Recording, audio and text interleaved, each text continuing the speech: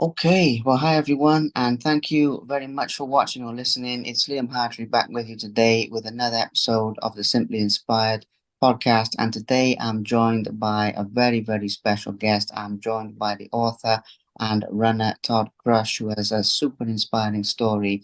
He is the author of From Beneath the Ice, which is a memoir of overcoming schizophrenia and other mental health issues.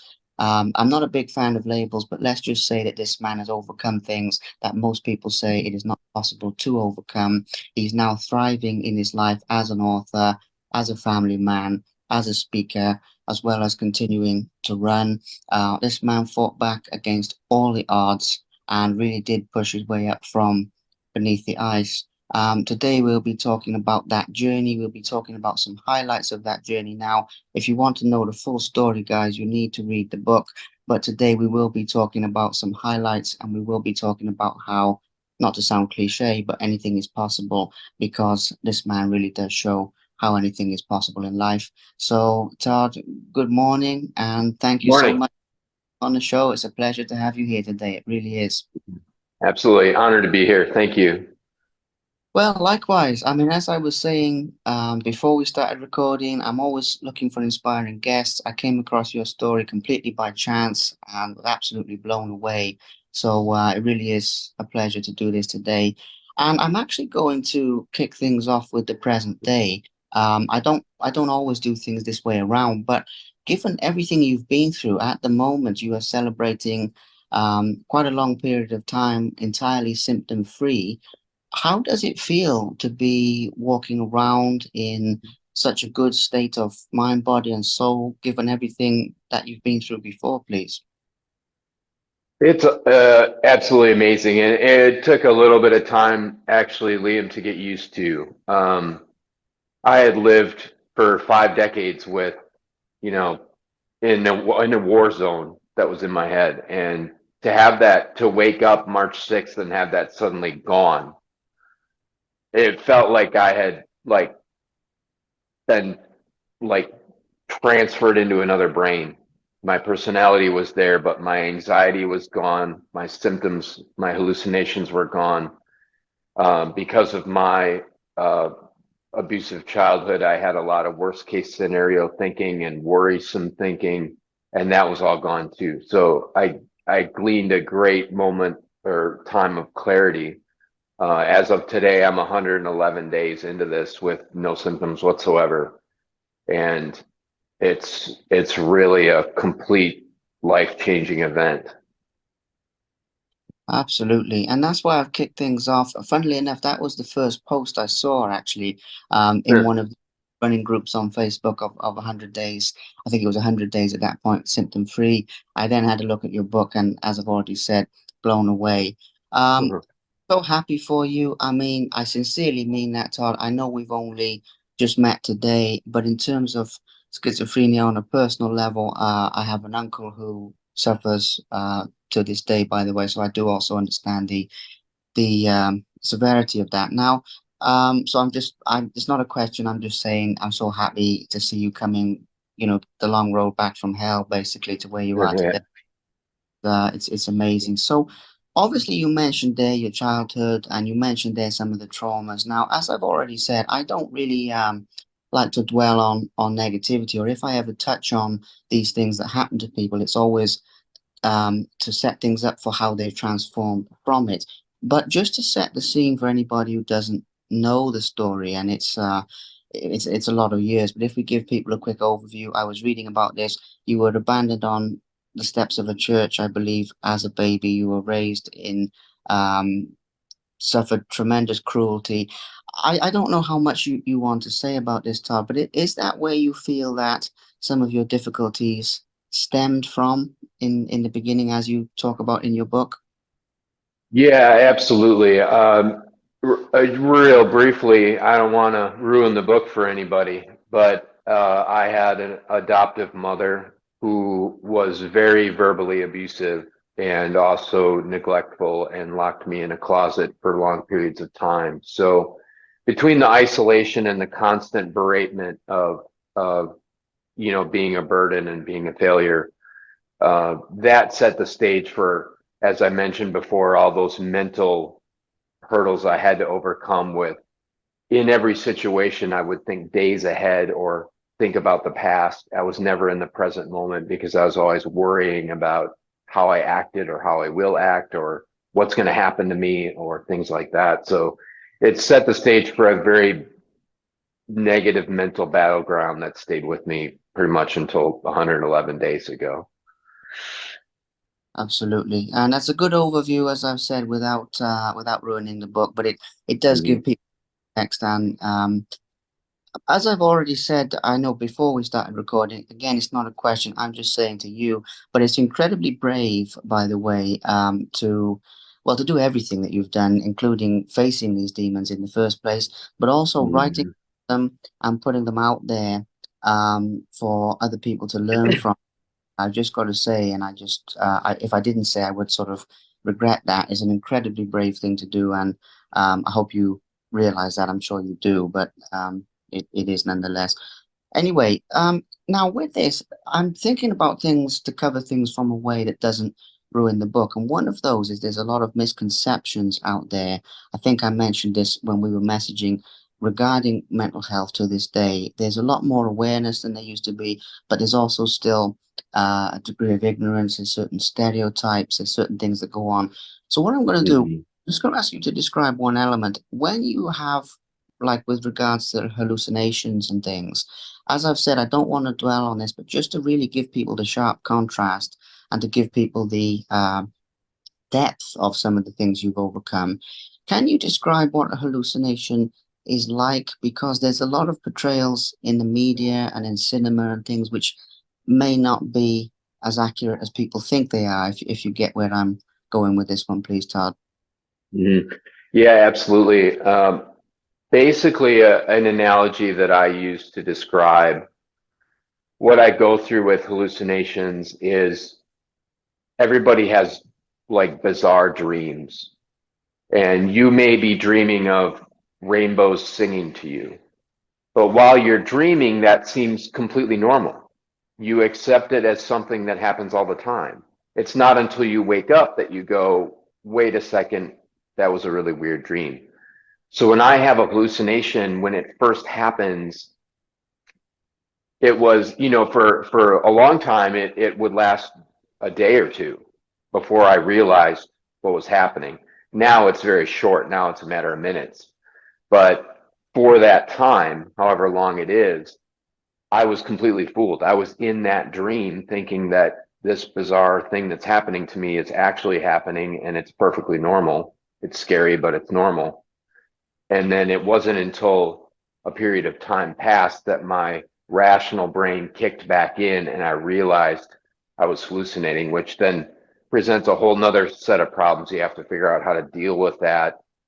For a long time, I didn't let anybody know that I had schizophrenia. So I was dealing with these things without letting anybody know, which is a very difficult thing to do. If you imagine sitting in a room watching television with your family and trying not to let them know that somebody is throwing knives at you, that's kind of the difficult part of dealing with those hallucinations. So that dream analogy is usually what I use when I describe to people what it's like, because everybody has that. So Absolutely. Well, that's a very good description, and in terms of the clarity of that, but at the same time, not letting people know. I mean, that's um, well, it's quite amazing. If you don't, I know it's not. I don't mean that in a bad way if it's amazing, but the fact that you were holding it together like that and the mental strength that that must have taken is extraordinary. Would you say that, not to detour too much from the book, but would you say in the media there are any depictions of this that are perhaps more accurate than some others? So we've all seen films like or movies like A Beautiful Mind and things like that. Do you think anybody portrays it really well, or do you think there's still room for improvement in that so that people can understand more as a visual portrayal, if that makes sense?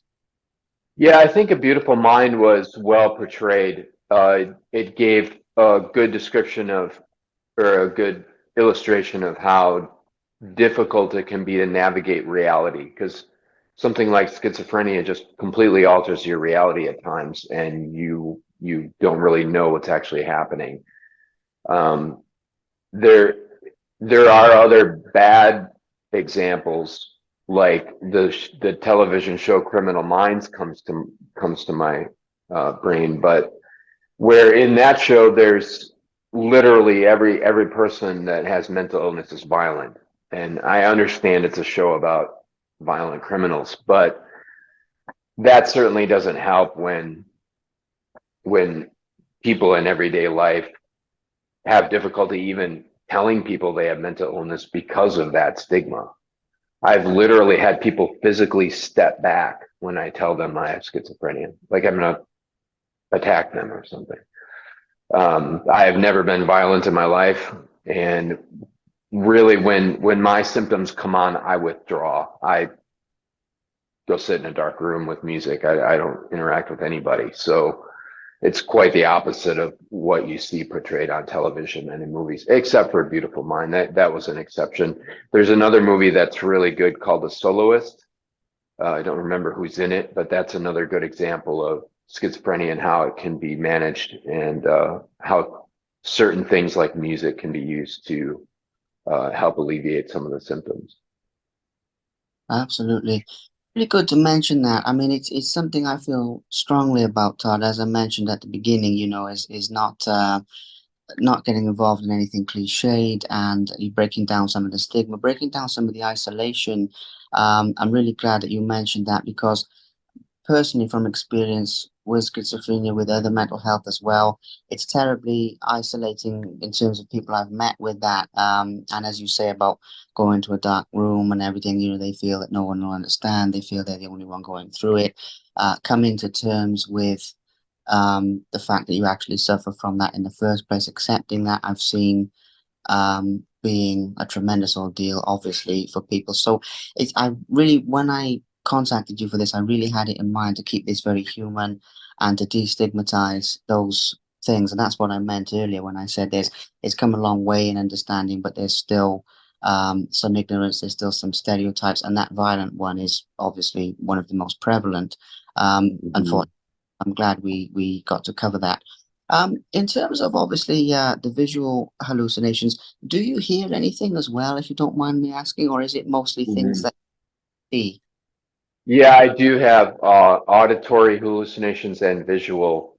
The auditory range from everything from a very mean, cruel, insidious voice that goes on for a long period of time, and then all the way down to what I call murmurs, which are, it sounds like people talking in another room, but you can't really hear the words. You can just hear kind of mumbling, which is somewhat maddening in itself, because while I'm being fooled and thinking that there's actually people in my house, I search the house and the voices keep moving around, so I can never figure out where they are. So I do have those auditory ones, and then I have several different visual hallucinations that I have on a regular basis, but I also have some that, you know, come and go randomly that I don't see, more than once. So, Yeah, well, thank you. As I've said, I mean, it's just breaking down the experiences a little bit. And when I've done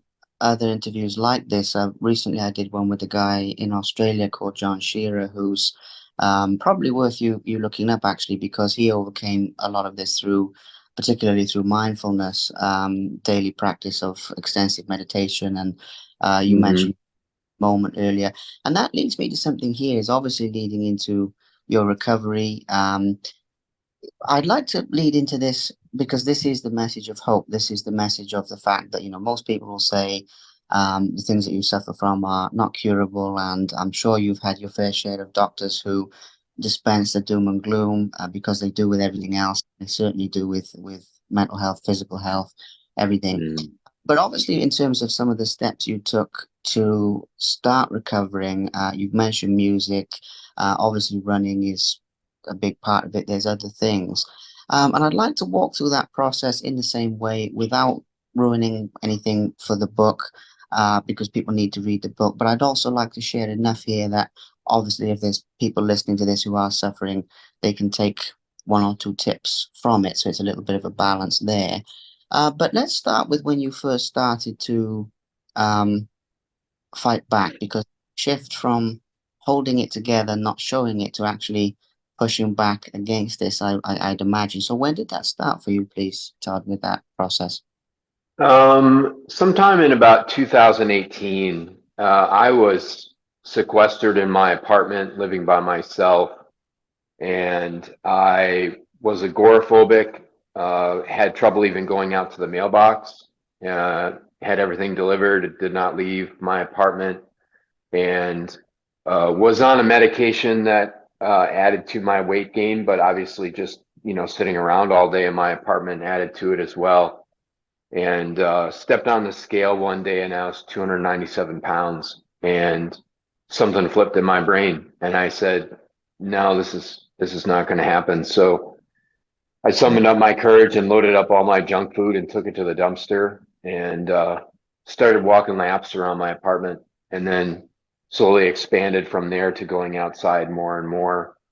And there were some things I did. I won't describe what it is, but I have a concept called failing constructively that's detailed in the book as to how I got from the mailbox to what is now ultramarathons. Uh, there's four main things that happened. That first one was that mental switch that went off, and the fortitude I had built and started building to change my life. And that was a minute by minute thing, just reminding myself to keep making the next best choice. I met my wife. At first, we were pretty committed to just being friends.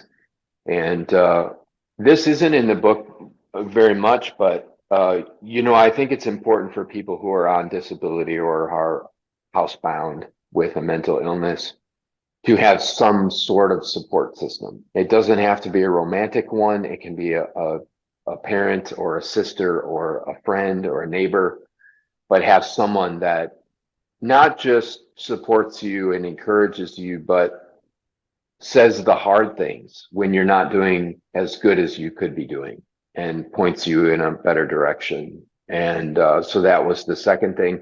The third thing isn't in the book because it didn't happen really until after it was published, but just writing the book itself and putting it out there.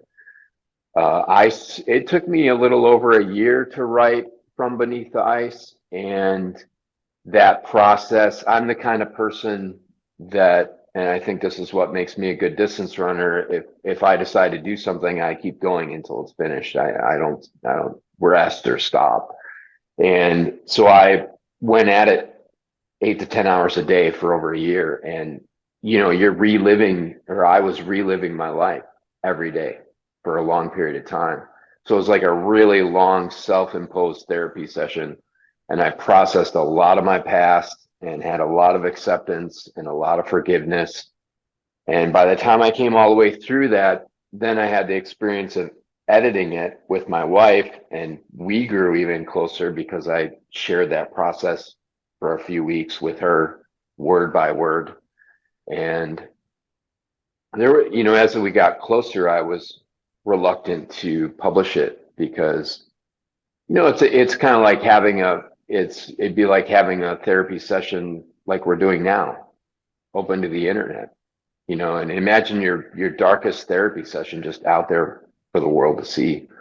So it was daunting, but I knew my goal was always to help as many people as possible.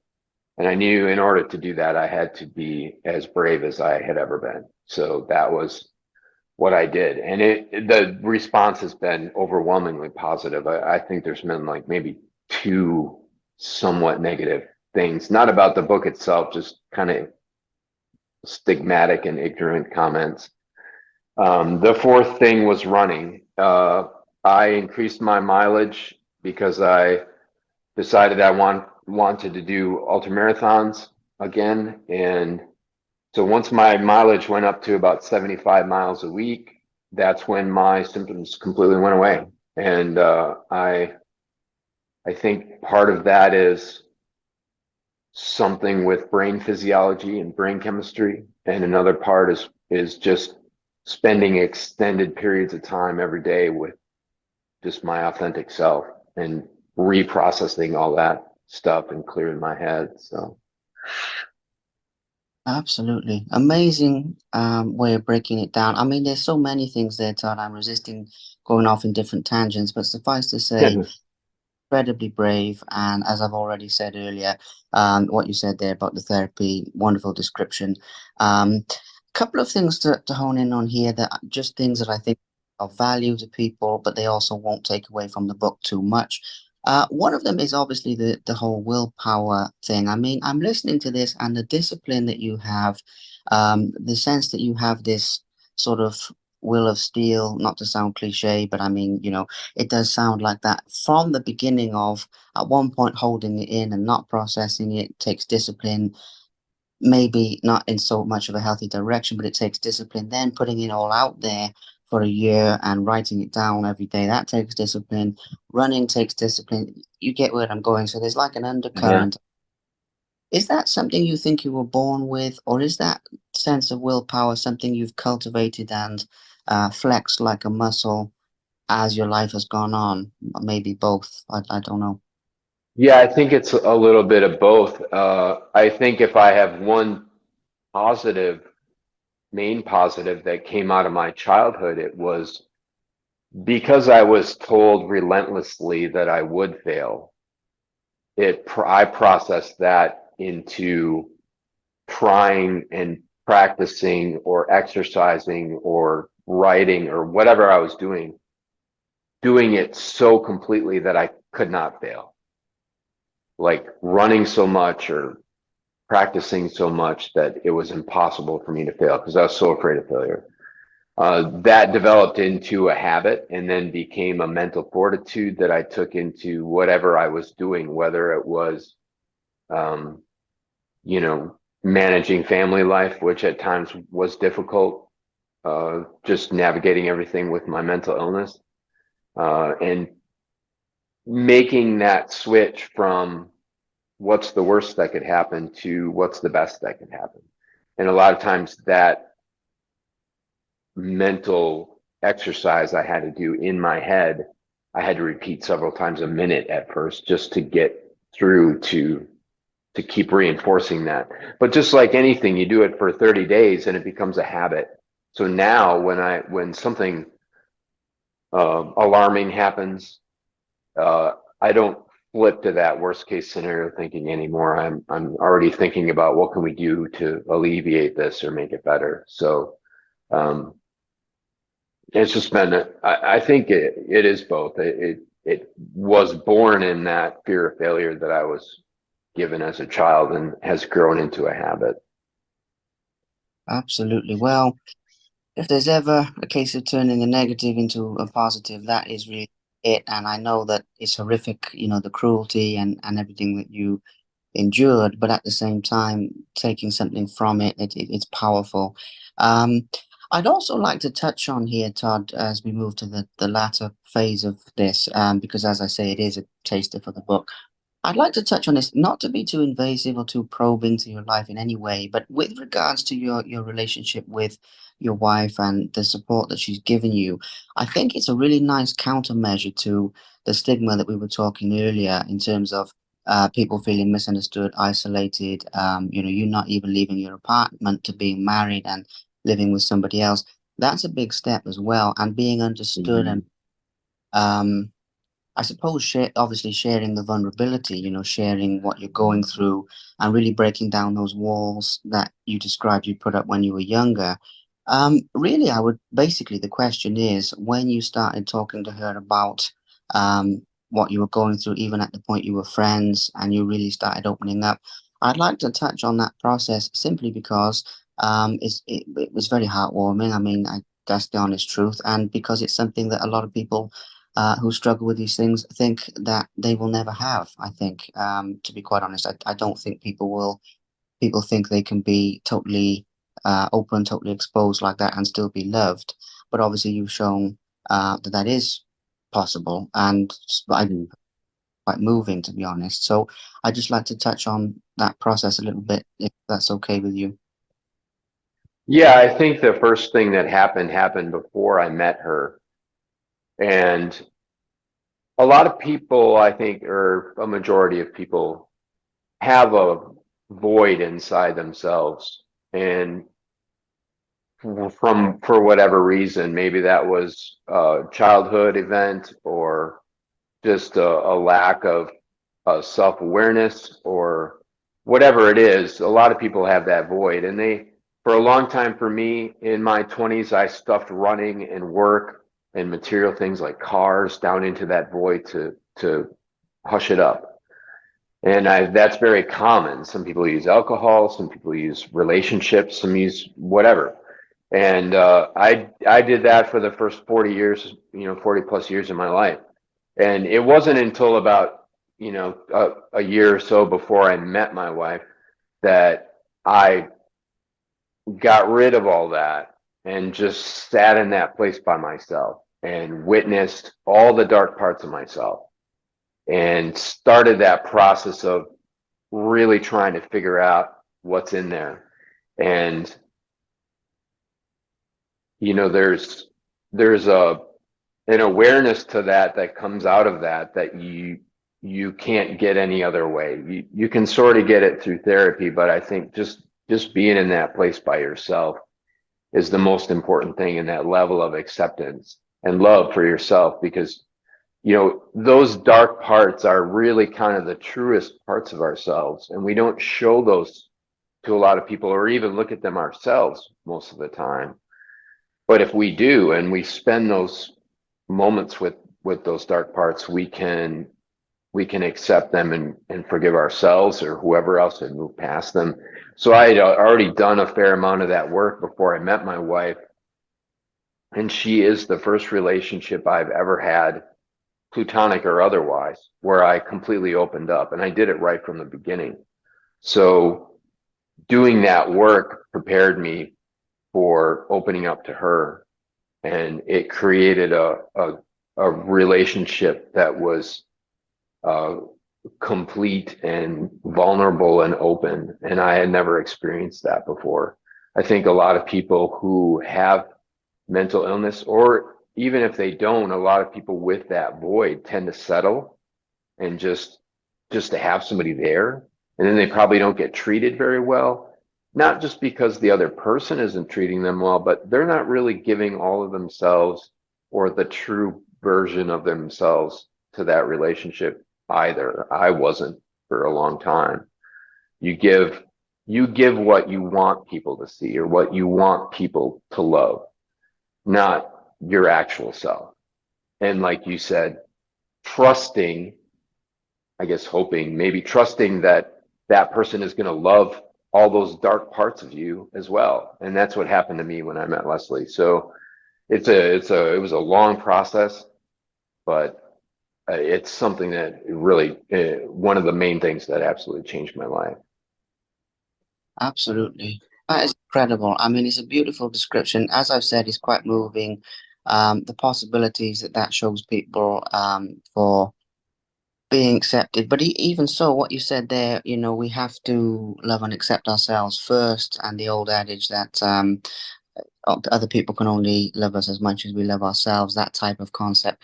You're really showing the truth of that. Absolutely amazing. Thank you for sharing that, talking about, but I really think that will be of value to a lot of people.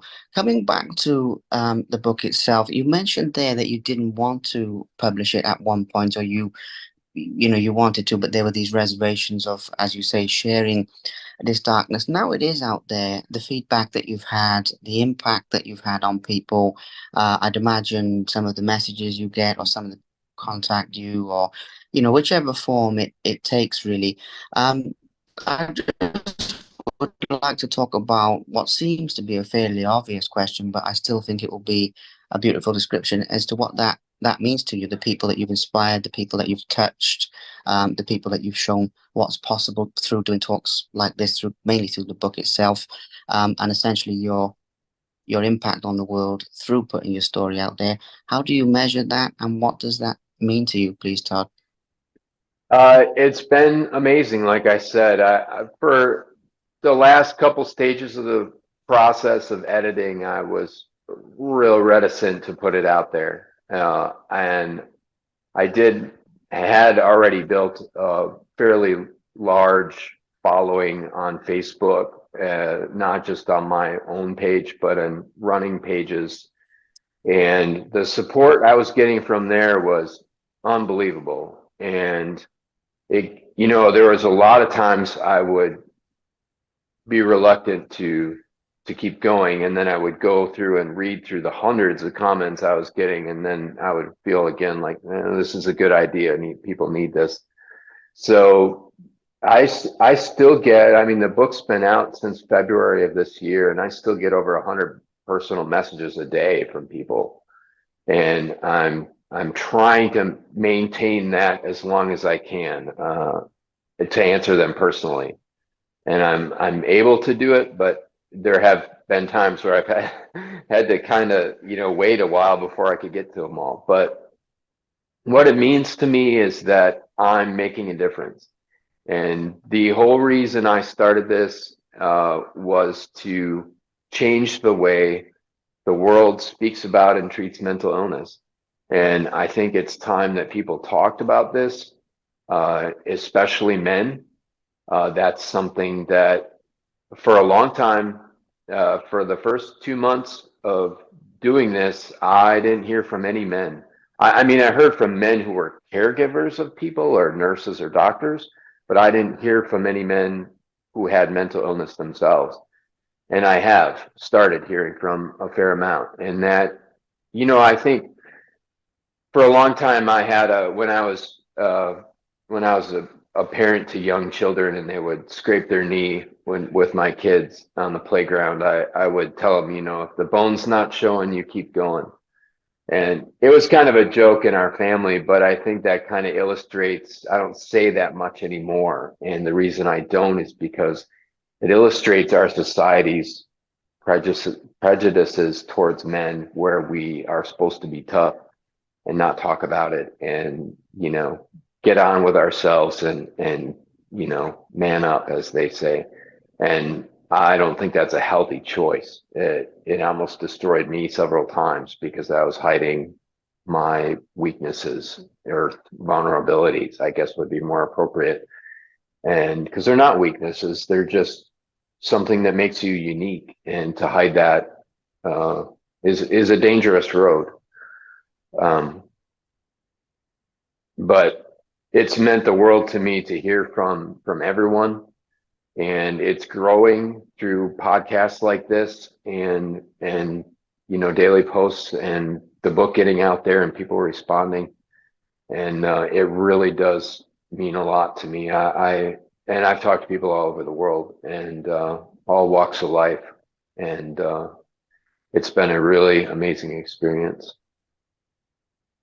Incredible. I mean, it's one thing that people see the book out there and they know it's having an impact. People read the book and it has an impact, but then flipping that on its head and getting what that impact means to you and how you measure it, it's powerful. It's powerful work you're doing. I mean, you are breaking down these barriers. You are showing people what's possible. You are doing all these things I said. It's.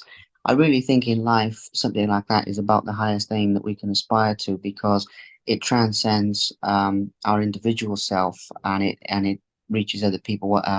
There's that old saying of something like, "What we do for ourselves dies with us, but what we do for others lives forever." And it's possibly too simple because we need to do things for ourselves as well. But that aspect of what the ripple effect of what you're putting out there, somebody reads the book and it doesn't just affect them, then they go and treat their family differently, then they go and treat their community differently. So it has a very powerful ripple effect, that, but it's incredible. Last couple of things, and then we'll wrap this up. Actually, just about the future, because we're talking about the book, but your journey doesn't end there, because you're continuing with doing this amazing work. So there's couple of things with that. First of all, with the public speaking, you mentioned that you've given talks and other things of that nature, podcasts and different things. I'd like to touch on your future plans with that, where you have in mind to take that? Because personally, I could see those type of talks being bigger and bigger, because what you said just now about 100 messages a day, I mean, there's a real, you said earlier about the void inside of us, but I think there's a real void in the world of this type of understanding that you're helping to fill.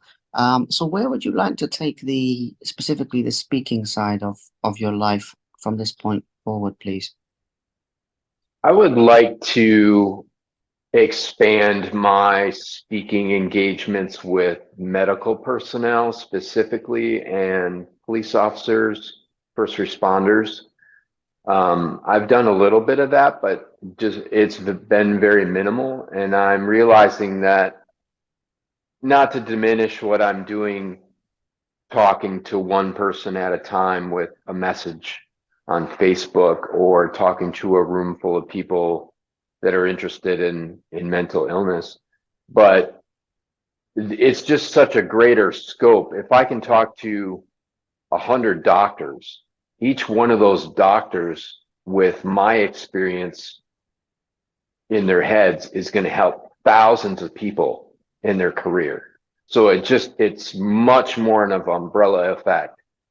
I'm still going to keep helping people on an individual basis, but I would like to grow that to, not just speaking at hospitals or colleges, but to speak at medical conventions and, bigger things like that. Absolutely, yeah.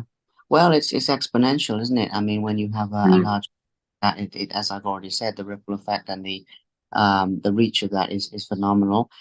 Obviously, running is a big part of your life. I mean, we've barely touched on it today, with the exception of how it's improved your mental health, and Uh, there been a key factor in curing you. Obviously, with the ultra marathons and everything, it's a remarkable achievement in itself. Really, I'd like to touch on that from the point of view of where you'd like to take that in the future as well, because running is such a big part of your life. Running is something that so many people know you for, and obviously the way that it's helped you so much with, as you said earlier, when you got past that 75 miles a week, and that was a massive shift. So where you would like mhm. running, if you have specific races, if you have specific distance milestones, or anything like that that you'd feel comfortable sharing with us. Yeah, I'm gonna be 52 in November. So I haven't really narrowed down a date yet because I'm doing it solo. And but I'm gonna run 52 mile run sometime in the fall, September, October. And then I'm running a 100 mile race, which will be my first 100 mile distance in Florida. It's called the Long Haul 100 in January. And then I've been invited, and there's going to be some media there for that, to run the Isle of Skye Ultra in Scotland, which is a 75-mile race that goes across all the way through the Isle of Skye, which I've been there, but as a little kid, but my wife has not, and we're terrifically excited to have that opportunity to go. And at each of these events, I had been talking to different people about, talking to the runners before the race or after the race. The race in Florida, I had done a TV interview like this remotely for a station in Florida. And since I'm going to be down there, I'm going to do an in-studio follow-up to that interview in January. Um, I would like to take this to the point where I'm combining and helping people learn about how running and exercise has changed my life, how my symptoms of mental illness have literally gone away. And I know that may not be the case for everybody. It certainly is not going to hurt, though. So I talk to a lot of people about mental illness and PTSD and how exercise helps. And I think that is a really big thing I want to do at races eventually. Western States 100 is in here in the States. It's a very difficult race. It's always been like my key race I want to do. I have to qualify for it, which I'm hoping to do at the 100 in January.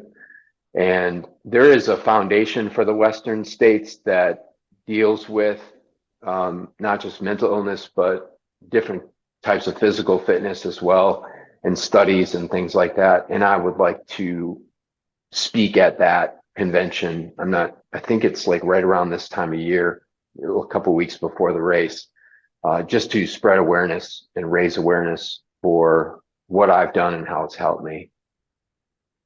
Absolutely. Well, there's a massive educational kind of gap there. I think for just touching on that bit with awareness of the health benefits of exercise, and people sort of know.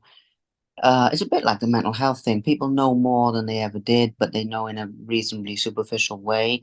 But when you get into the depth of exercise and everything, with, as you mentioned earlier, the neurochemistry, processing of emotion, I mean, I've interviewed so many people at this point with running who've overcome PTSD and depression and addiction and this sort of stuff. With running being not always the only thing, but being a key factor.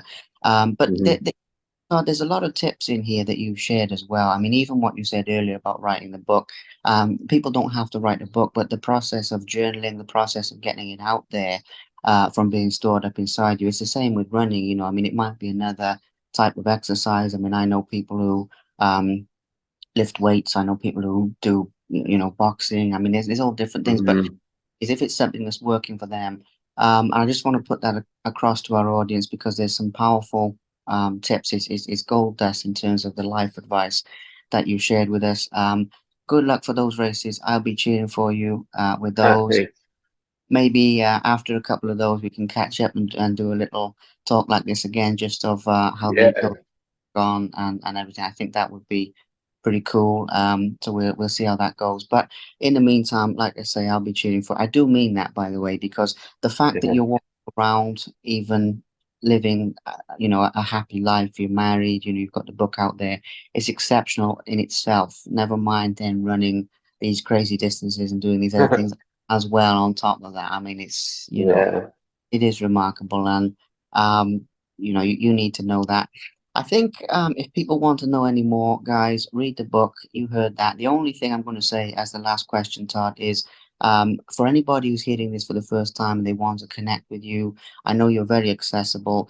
Can you just give yourself a mention as to where they can reach out to you and give yourself a mention as to where they can buy the book? The link will be on here when I release this, but just give those two things a mention anyway, please, and then we'll wrap things up from there. Thank you. Yeah, yeah. Just real quick before I do that, I want to say that my book started as journaling, Mm, and I started reading through it, and I was doing that every day, and just realized that my wife kept telling me, "You've got an incredible story. You got to write it." And that's so journaling is very powerful. Not just writing it, but rereading what you've wrote to see your progress with your mental acuity and things like that, um, and your emotional state too. You can find me on Facebook, Todd Arkyn Crush, Arkyn, and then Crush, just like it sounds. I have a personal page on there. I also have From Beneath the Ice, which is another Facebook page that you can access different things. I don't go on there quite as much now that I've got so many messages coming into my personal page. But From Beneath the Ice is available on Amazon in multiple formats, including audio with yours truly reading, which was quite an event. My wife and daughter were gone, and I had a weekend to myself where there wouldn't be any noise in the house. So I ran like 18 miles that Friday, and then went in to record the book. And it took like 2 days to record it, and the chair was squeaky, so I had to stand up the whole time after running that far. So my legs were pretty tired, but it is available on audio and Kindle, and I'm hoping to do it in multiple languages, but that hasn't quite come up yet. So Amazon for the book.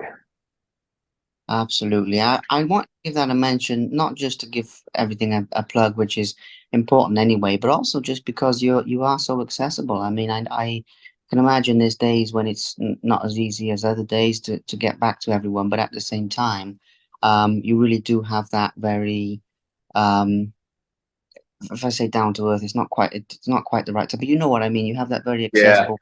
relatable quality. You take the time for everybody, and that's why I just Mhm. wanted that to mention. Well, Todd, thank you so much for your time. Thank you so much for being an open book, shall we say, about some of these things. Yeah. And, if this reaches even a handful more people, and I'm sure it will be more than that, but if it reaches even a handful more people who are at this point in time out of hope, and it shows them that there are other ways that their lives can make a Hmm. change, or for somebody they know as well, or anything like that, then, we've done our work. So thank you so much for that, and it's been a real honor. That's the truth. Yeah, thank you for having me on, and you're welcome. And just one final thing I'll say is to everyone out there, do not worry about being confronted with the impossible, because what I'm doing now was impossible to me 2 years ago. So we're capable of much more than we think we are. So thanks again, Liam. Well, thank you, Todd. Thank you so much. And that's a wonderful message, a wonderful way to close out.